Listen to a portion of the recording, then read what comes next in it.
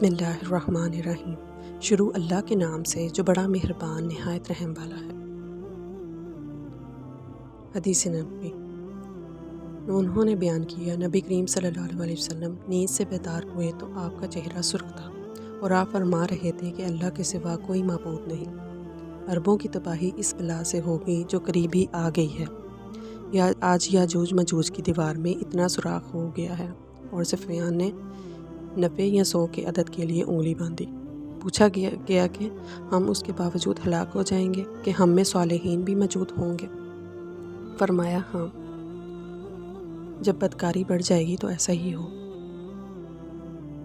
नबी करीम सल्लल्लाहु अलैहि वसल्लम मदीने के महलों में से एक महल पर चढ़े। फिर फरमाया कि मैं जो कुछ देखता हूँ तुम भी देखते हो।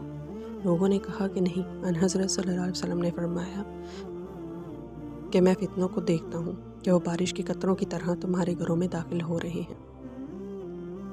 नबी करीम सल्लल्लाहु अलैहि वसल्लम ने फरमाया, ज़माना करीब होता जाएगा और अमल कम होता जाएगा और लालच दिलों में डाल दिया जाएगा और फितने ज़ाहिर होने लगेंगे और हर्ज की कसरत हो जाएगी। लोगों ने सवाल किया, या रसूलल्लाह, ये हर्ज क्या चीज़ है? अन हज़रत सल्लल्लाहु अलैहि वसल्लम ने जवाब दिया कि कत्ल।